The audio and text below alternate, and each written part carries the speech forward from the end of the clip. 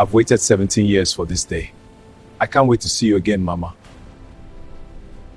I hope you're proud of me. He made himself one promise before boarding the plane. No matter what happened, no matter how long it had been, no matter how much he missed home, he would not cry until he saw his mother's face.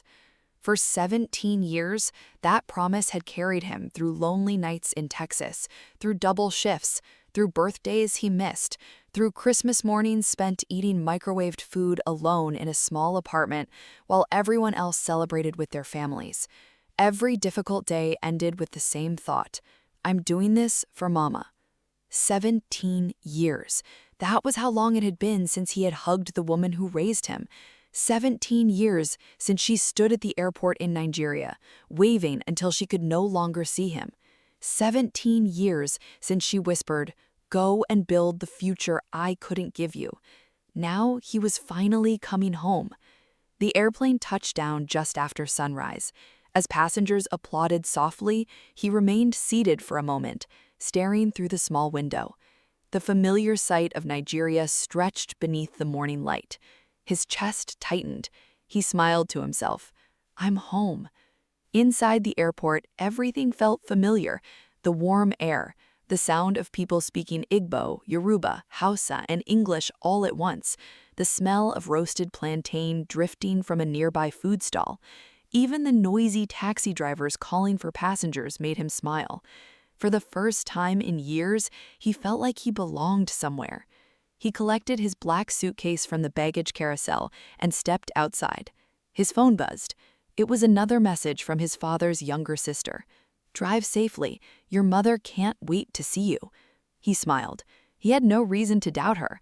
After all, for 17 years, she had been the one looking after his mother. Or so he believed. As the taxi left the city and began driving toward the village, memories flooded back. Every road reminded him of childhood. Every market brought back another story. There was the football field where he had broken his first sandal, the church where his mother sang every Sunday, the primary school where she waited outside every afternoon with a flask of cold water because she knew he hated walking home thirsty. He laughed quietly. My mother never forgot anything. Then his smile slowly disappeared. How much had she changed in 17 years? Would she recognize him immediately? Would she cry? Would she laugh? Would she complain that he had become too fat from eating American food? He imagined her waiting by the gate, smiling exactly the way she always had. He imagined dropping his suitcase and running into her arms. He replayed that moment over and over again during the journey. None of it prepared him for what he was about to see. The taxi finally stopped. He climbed out slowly. The compound looked different. The paint had faded. Tall weeds pushed through the cracked concrete. The zinc roof had turned rusty. His heart beat faster. Maybe nobody had cleaned because they knew he was coming today. He picked up his suitcase and walked toward the old metal gate. His hands trembled as he reached for it. The rusty hinges groaned loudly as the gate slowly swung open. He took one step inside, then another. Everything became strangely quiet. Even the birds seemed to stop singing. Something felt wrong, very wrong. Then he noticed it, a sour smell hanging in the air. Not the smell of fresh pepper soup, not the smell of firewood, not the familiar scent of clean red earth after rain. This was different. It was the smell of years of neglect. He covered his nose instinctively. His eyes searched the compound, the abandoned cooking area, broken buckets, overgrown weeds, dust gathering on everything his mother once kept spotless. His breathing became heavier. Where is she? He whispered the question without realizing he had spoken aloud. His eyes continued searching. Then they stopped.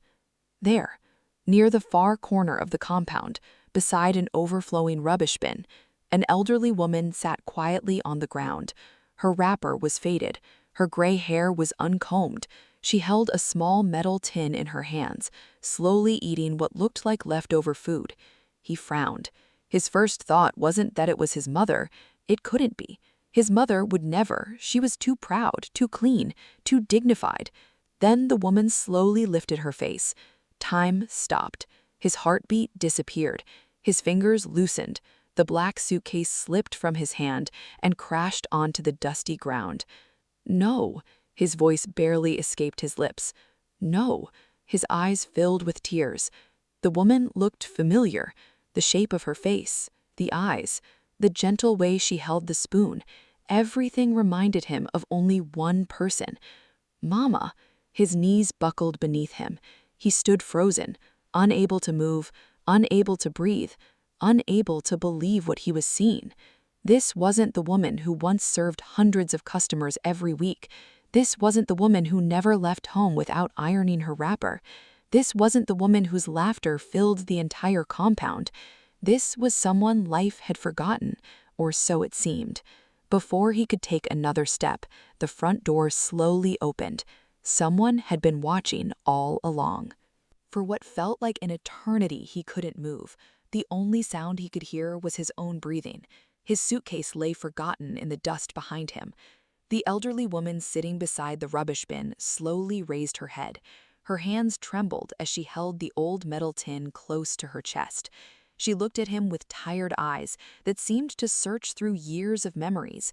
He took one slow step toward her, then another.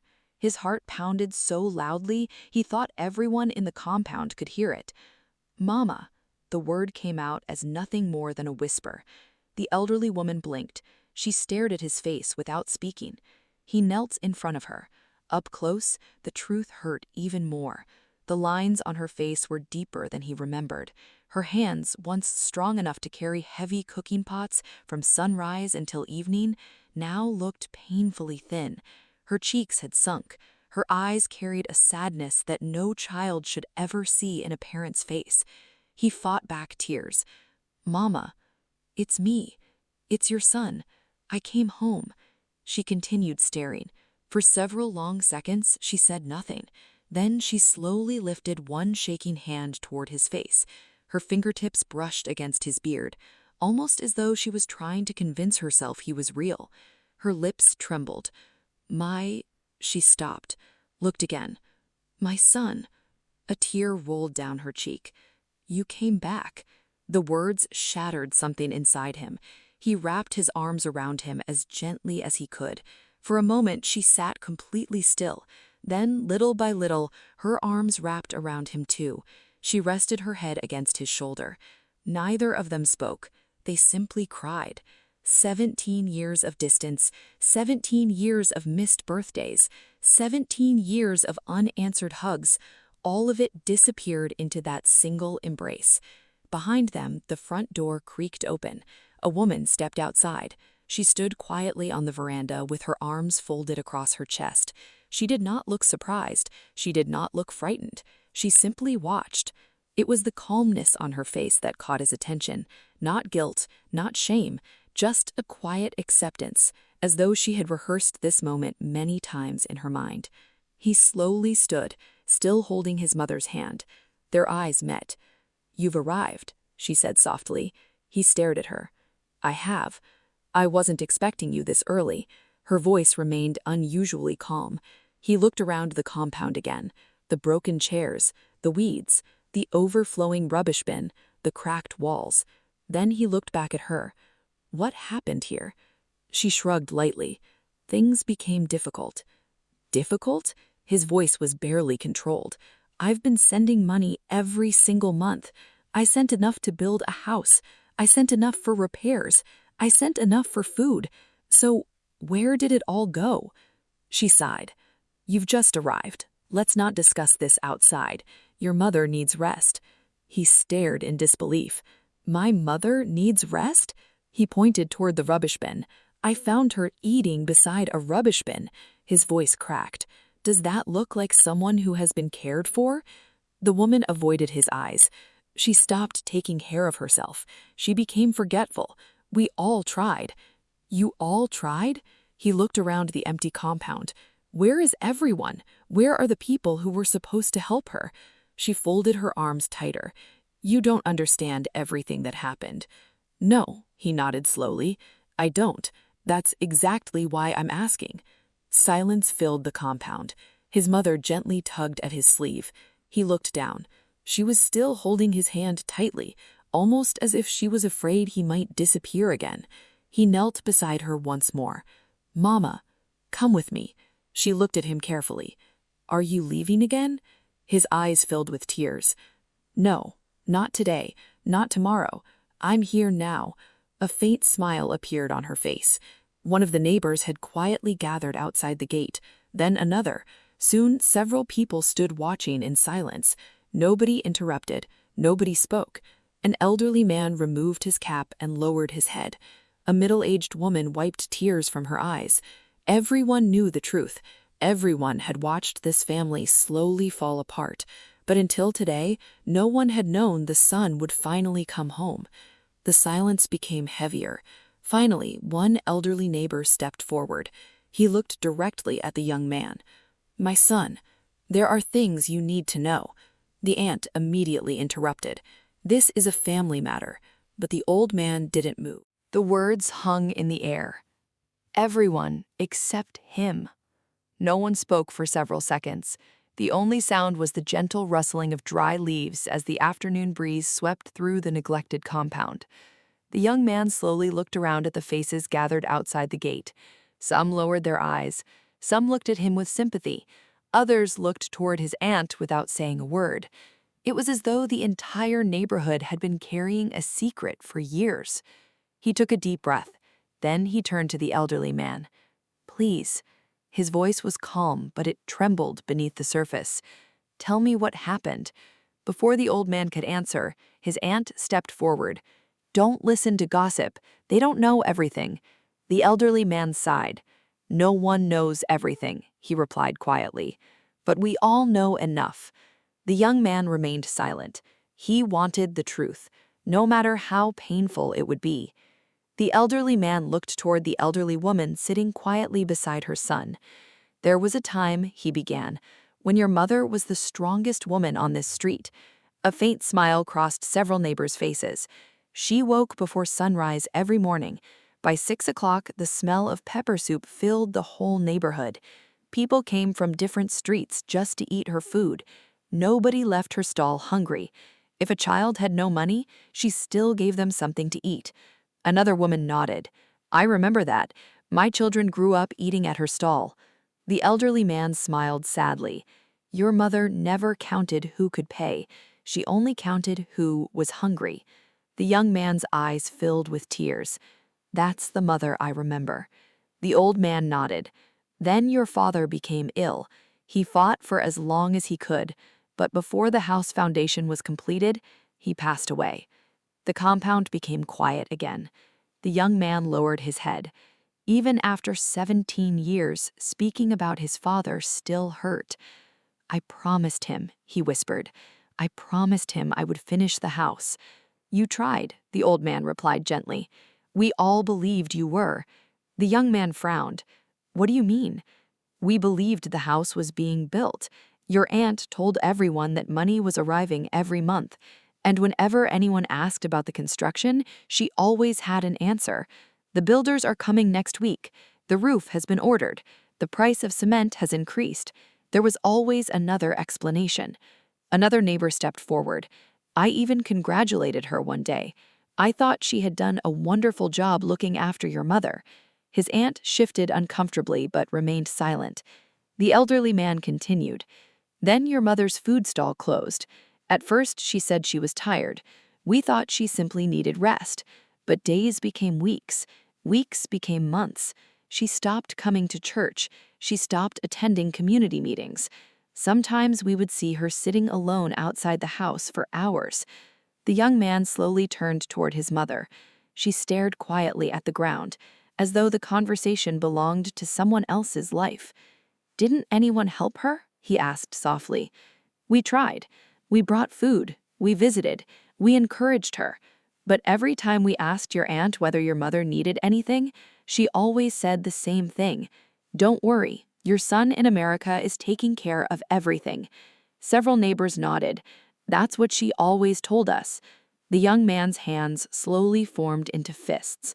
Every month, for 17 years, he had worked overtime, missed holidays, skipped vacations, lived in a tiny apartment, worn old clothes long after they should have been replaced.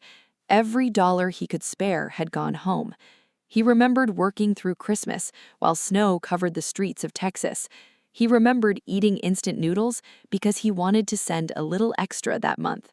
He remembered turning down invitations from friends because every unnecessary expense meant less money for his mother's future. He had never regretted any of it, not once, because he believed every sacrifice was making her life easier. Now he looked around the compound. There was no new roof, no repaired walls, no finished house, no evidence of 17 years of sacrifice. Only neglect, only silence, only heartbreak. His breathing became heavier. He reached into his backpack. Slowly, carefully, he removed a thick envelope. Inside were copies of bank transfers, year after year, month after month, receipt after receipt. He held them in his hands. I never missed a month. His voice was almost a whisper. Not one. He looked directly at his aunt. Can you honestly look at these receipts and then look at my mother and tell me you did everything you could? She looked away. For the first time since he had arrived, she had no answer, no excuse, no explanation. The silence spoke louder than any words. That evening, he refused to leave his mother alone. He rented a small room at a nearby guest house because he wanted her somewhere clean and safe while he figured out what to do next. He bathed her gently. He helped her into fresh clothes. He brushed her gray hair. He prepared a simple meal and sat beside her while she ate. She ate slowly.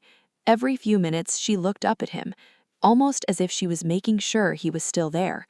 Each time their eyes met, he smiled. I'm not going anywhere tonight, Mama. She nodded quietly. Before going to sleep, she reached for his hand. Will you still be here when I wake up? His heart broke all over again. He squeezed her hand gently. Yes, I'll be right here. For the first time in many years, she slept peacefully. The next morning, he woke before sunrise. For a moment, he forgot where he was. Then he turned toward the small bed across the room. His mother was still asleep. The lines on her face looked softer than they had the day before. She looked peaceful. He sat quietly, watching her breathe. 17 years. How many mornings had she woken up alone? How many times had she looked toward the gate, hoping today would be the day her son returned?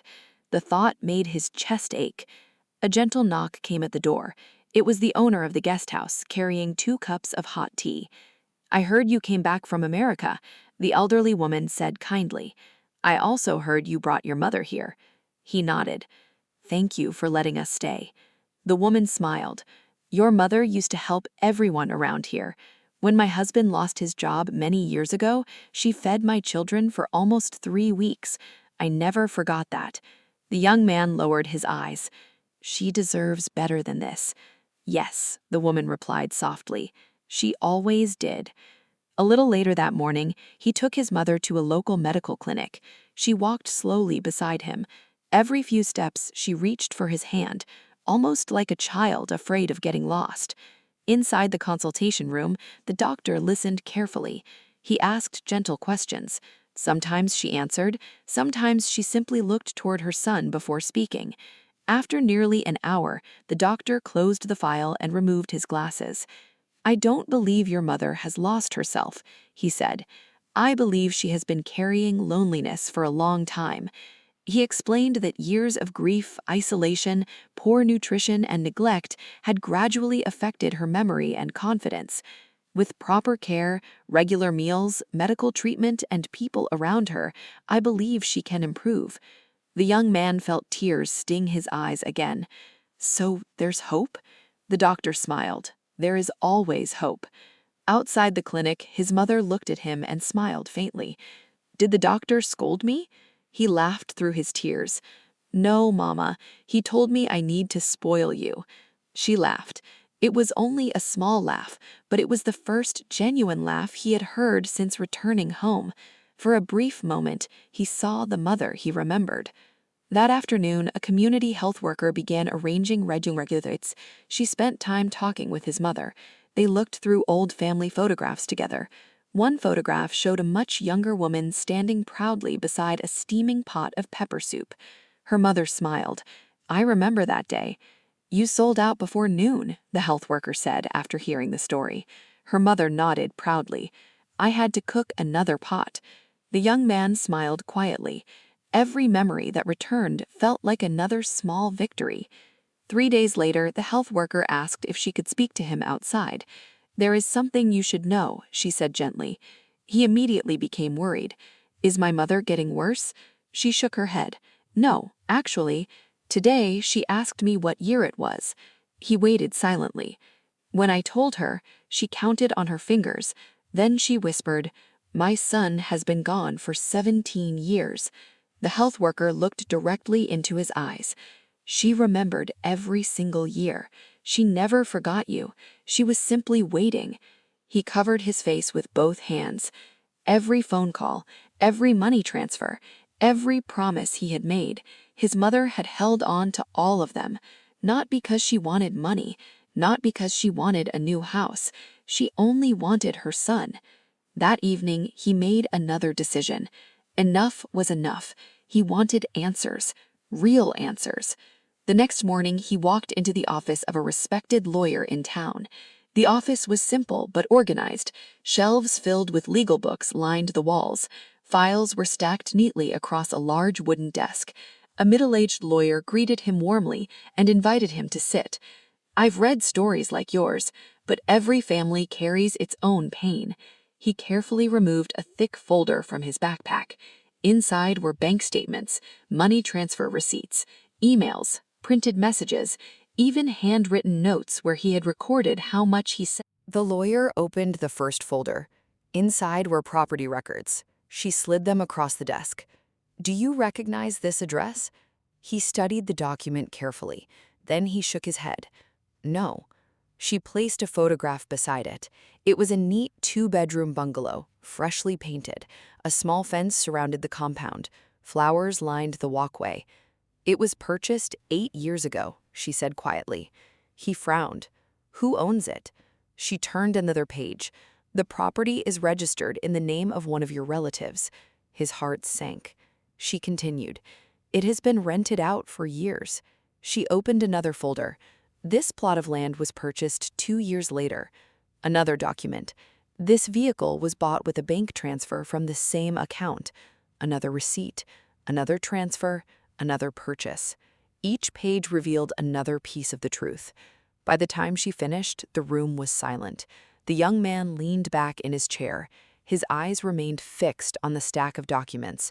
For 17 years, every extra shift, every holiday he worked, every birthday he spent alone, every dollar he denied himself, someone else had been building a comfortable life with it. Not his mother, not the home he had promised his late father. Someone else. The lawyer spoke gently. "I know this is painful." He nodded slowly. "It isn't the money." She looked at him. "It's the trust." He swallowed hard. "I trusted family." Several weeks later, the matter was brought before the proper authorities. Financial records were reviewed. Property documents were examined. Bank transfers were carefully matched with dates and purchases. The evidence spoke clearly. The truth no longer depended on anyone's memory. It was written in records that could not be argued away. In time, the court ordered that assets connected to the misused funds be recovered according to the law. Properties were sold, money was returned, repayment arrangements were made for the remaining balance. When everything was over, the young man stood quietly outside the courthouse. He did not feel victorious. Justice had been done, but it had come after years that could never be returned. He looked up at the sky. "I wish Dad could see this." A few months later, construction finally began. This time, there were no empty promises, no excuses, no imaginary builders. Real workers arrived every morning. Concrete was mixed, blocks were laid, walls slowly rose from the same foundation his father had started years before. The young man visited the site every day. Sometimes he carried blocks alongside the builders. Sometimes he simply stood quietly, watching the dream become real. His mother often sat beneath a nearby tree. She smiled every time another wall was completed. One afternoon, she whispered, "Your father would have stood right there." She pointed toward the front entrance. "He always said the morning sun should enter the sitting room first." The builders smiled. Without saying a word, they adjusted their work to honor that memory. Months passed. Then one beautiful morning, the house was finished.